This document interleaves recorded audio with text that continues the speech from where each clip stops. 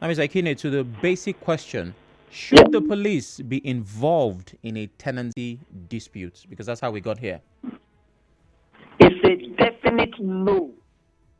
And having answered that, it means that it is unlawful, illegal, and in any consideration, a violation of, if you like, the sanctity of the agreement between the parties in any tenancy agreement.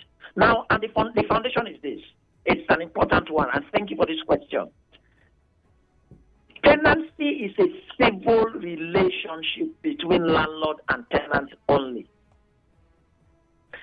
It is expressed in an agreement between these parties. Their obligations and their rights are expressed in this agreement, and they are only enforceable by and between these parties and a civil court through a civil process. There is no justification, there is no consideration, there is no provision for the police to get involved in the enforcement of the rights of the landlord and the rights of the tenant, or the obligations of the landlord or obligations of the tenant.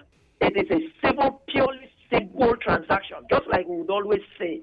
The police is not invited into any civil transaction between parties. The police is meant to get involved in criminal matters only. And I know that most of our listeners may not understand the line between criminal matters and civil matters. Criminal matters are offenses against the state.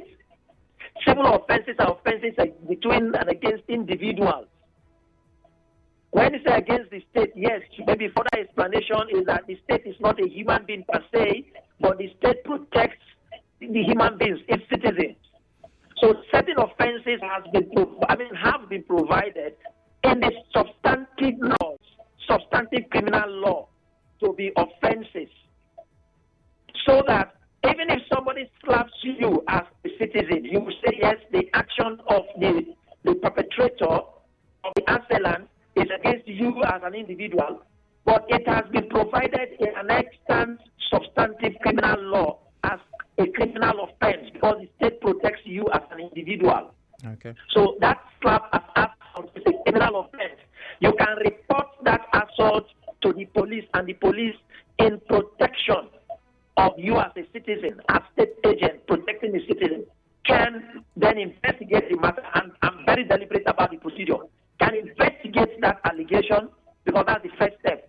Then, if need be, effect an arrest, because it's investigation before arrest. If need be, when they have prima facie evidence to prosecute that person with facts and evidence, then they approach a court for prosecution. That is criminal proceeding. But in civil wrong, between two individuals dealing in business like contracts and civil actions. Tenancy being an aspect of contract is civil action. Marital causes are civil actions.